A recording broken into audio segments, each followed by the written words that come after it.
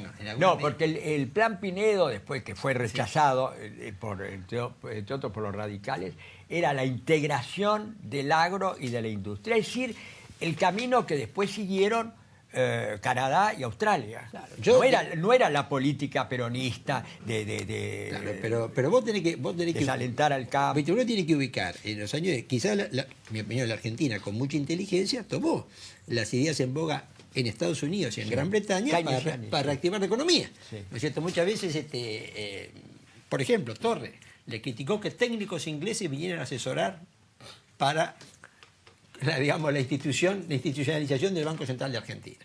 Claro, pero en aquel momento el pensamiento británico en economía era el pensamiento de avanzada. Claro. No sé si decir. Ahora, hay un avance del Estado, pero que es un avance mundial en que el Estado juega un papel más activo, ¿no es cierto?, en la economía. Y como bien dice Severi, para los sectores, digamos, más, llamémosle liberal conservadores, lo juzgan como ustedes lo que dicen es, dada la situación mundial, hubiera sido imposible un gobierno verdaderamente liberal.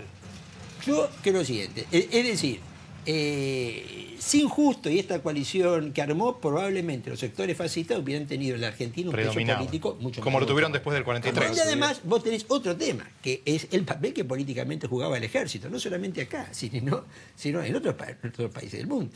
Es decir, mantener el ejército bajo control en un momento en que la ideología fascista avanzaba, era un gran tema. Y Justo era el único que lo podía mantener al ejército bajo control, ¿no es cierto?, ideológico. Cuando muere Justo, que muere en enero del 43, ahí es cuando, digamos, se pierde el control ideológico del ejército por una serie de errores que comete Castillo. Entonces, ¿viste? Yo creo que esto no quiere decir que no hubo errores, ¿no es cierto?, que el fraude, sobre todo el 36 al 38, pero no era el sistema. Por eso esa conversación de Justo con Ortiz, que publica en su libro Ortiz, El presidente ciego, ¿no es cierto?, Luna, es revelador de esto. Y además, y avanzo sobre algo que planteó Sebrelli. Cuando Justo muere en el 43, iba camino a ser el candidato probable de la coalición antifascista. ¿Viste? Porque ya en el 43 ya había, ¿viste? Ya los nazis habían invadido Rusia, ya la coalición aliada estaba y hasta mantiene una reunión con el Partido Comunista Argentino, que lo veía Justo como el candidato aliado para evitar en aquel momento que una fórmula conservadora más neutralista, como era la de Patrón Costa, ¿no es cierto?, ganara la elección. Algunos dicen que Patrón Costa justamente era el ídolo laico de Perón, ¿no? Que Perón lo veía como... Y de algún modo, cuando nace el peronismo, no desaparece el radicalismo, desaparece el conservadurismo. Bueno. Y hoy vemos, ¿no?, y me parece que esto ya nos lleva a una especie de puente con la actualidad, como habíamos prometido al principio del programa, si no estamos en presencia hoy de una nueva oligarquía que nos está gobernando, ¿no? Las últimas 3 elecciones presidenciales ganó el candidato de la Casa Rosada a la presidencia. 2003, 2007, 2011. Prohijado por la Casa Rosada. En el año 2003, 21 de 24 distritos ganó el candidato del oficialismo provincial. En 2007, 22 de 24 ganó el oficialismo provincial.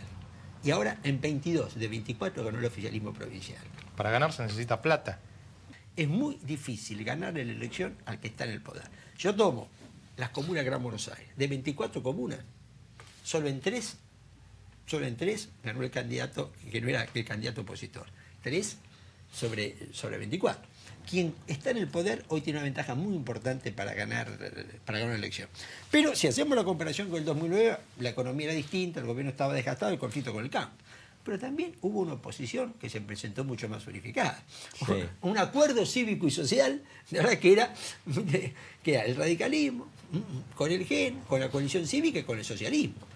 Y del otro lado había un peronismo disidente que presentaba un trío de Solá, Narváez y Macri, que dentro del peronismo era mucho más atractivo que Duhalde. No sé si me entendés. Porque el acuerdo cívico y social era algo mucho más atractivo que lo que fue Alfonsín. Duró un suspiro. Y del otro lado también, es decir, hubo también... Lo que pasa es que esas dos alianzas tienen detrás dos fantasmas. La alianza progresista, por decir así, tiene el fantasma de la alianza de Chacho Álvarez y de la Rúa. Y la alianza del peronismo federal, de algún modo, le endilgan el sayo del menemismo, ¿no? A ver, por eso digo, pero admitamos, la oposición 2009 presentó caras más nuevas, caras renovadas, dos ejes bien claros. Sí, dos ejes bien ¿Viste? claros. En este momento había el peronismo disidente, tenía Duhalde y tenía Rodríguez Sá. De otro estaba Wiener por un lado, Alfonsín por el otro lado. En una medida, los dos ejes habían hecho 4. Sí. Bueno, ahí hay también una cuestión, ¿no? La cuestión de la voluntad, ¿no? La voluntad de poder, para decirlo que en un términos medio inquietantes, pero cuando era la elección legislativa era fácil unirse. Ahora que tenían que gobernar en serio porque era ejecutiva, a lo mejor no tuvieron la suficiente voluntad Bien, porque pero... había como cierto temor de tener que agarrar el gobierno, ¿no? Perdón.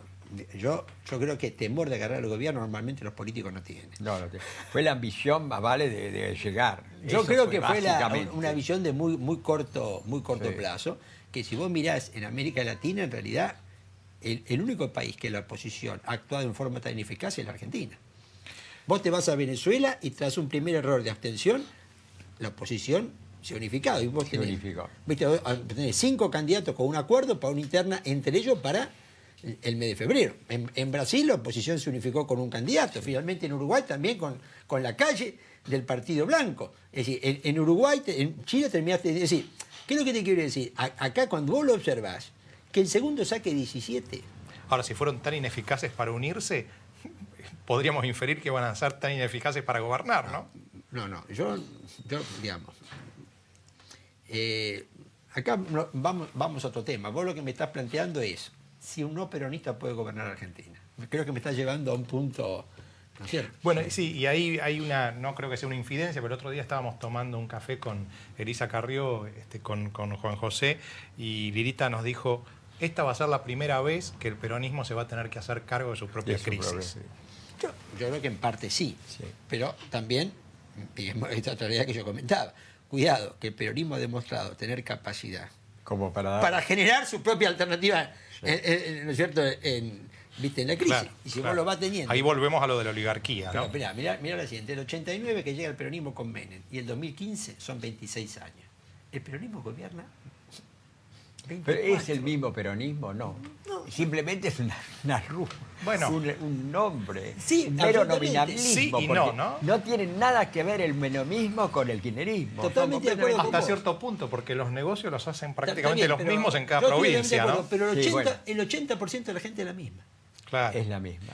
No sé si decir, Soria, porque vos Infran, lo que tenés, estamos- otro sistema político que viene, tiene una a la izquierda y una a la derecha. A veces gobierna a la izquierda, a veces gobierna a la derecha y se van. Acá el problema es que vos tenés grandes giros ideológicos con la misma gente. Claro.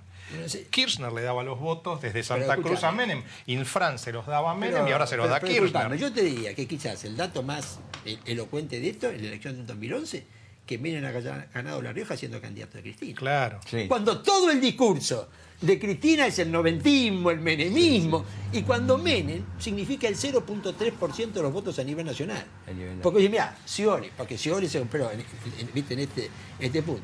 De cualquier manera, yo te voy a dar ¿no es cierto?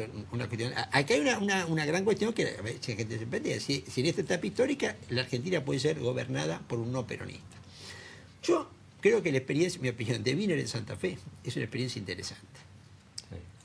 No sé si, viste, de un gobernador no peronista que puede gobernar una provincia, ¿no es cierto?, gobernarla bien, que han gobernado una ciudad como Rosario con un peronismo importante, con sindicatos, ¿me entendés? Una provincia, es decir, ahí vos has logrado que no tenían mayoría en el Senado provincial. Yo digo, no es imposible. Lo que sucede es que las experiencias no peronistas han sido el radicalismo. El radicalismo lo ha caracterizado una cultura de intransigencia.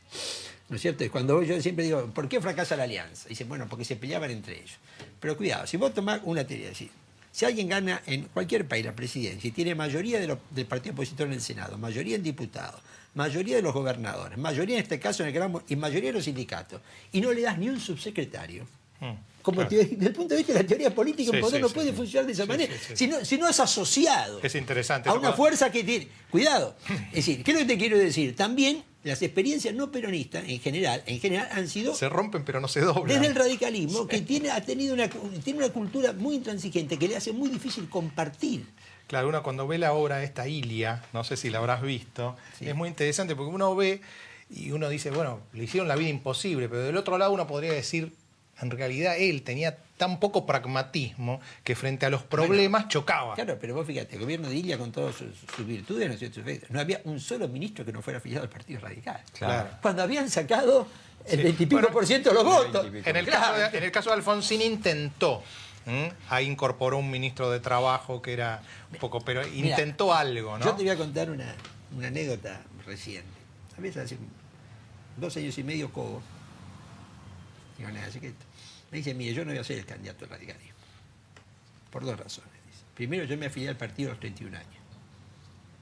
Yo nunca, en la universidad no estuve en el radicalismo. Segundo, mi padre era peronista, dice, y muy peronista, dice, tuvo 2 infartos. Tal es así que el segundo infarto, el que se murió, fue el 1 de julio del 74, el día que muere Perón. Dice.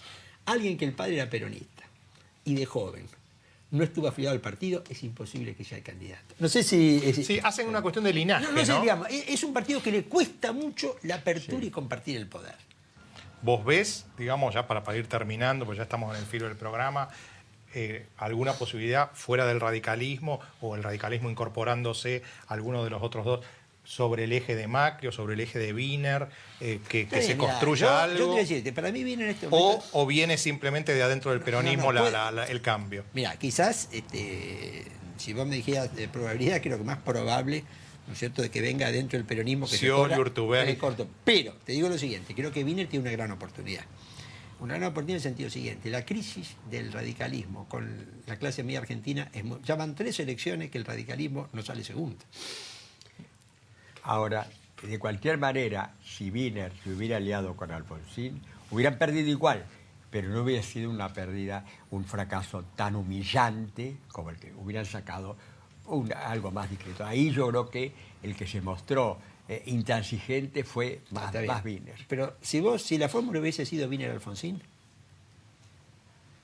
No Alfonsín vino, sino Wiener-Alfonsín. Si la fórmula hubiese sido Wiener-Alfonsín, yo... Creo que es una fórmula que se acercaba al 30. Le ponías fichas. No sé si... Porque Wiener lo que tenía es lo que no tiene Alfonsín. ¿Pero lo hubieras votado? ¿Por qué no?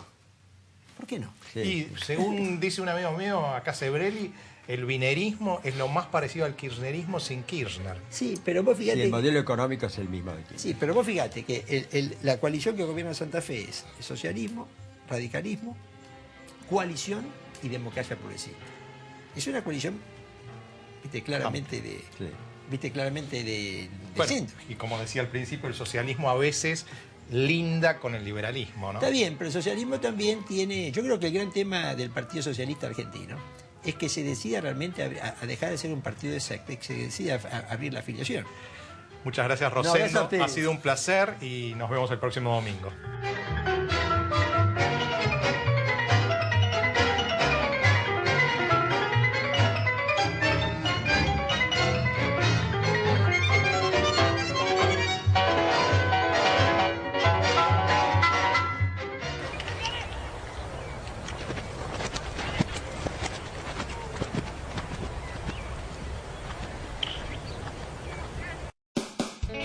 Ciudad Veloz. Préstamos tan personales como las razones para sacarlos. Por cada 1.000 pesos pagás menos de 30. 84 meses de plazo. Hasta 15 sueldos. Gestión en 48 horas. Comunicate llamando al 0822-20400. Banco Ciudad. Te quiero ver crecer.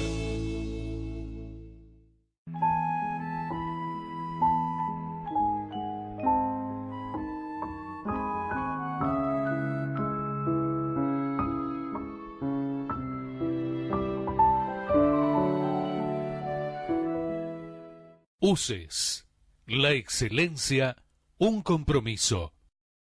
www.uces.edu.ar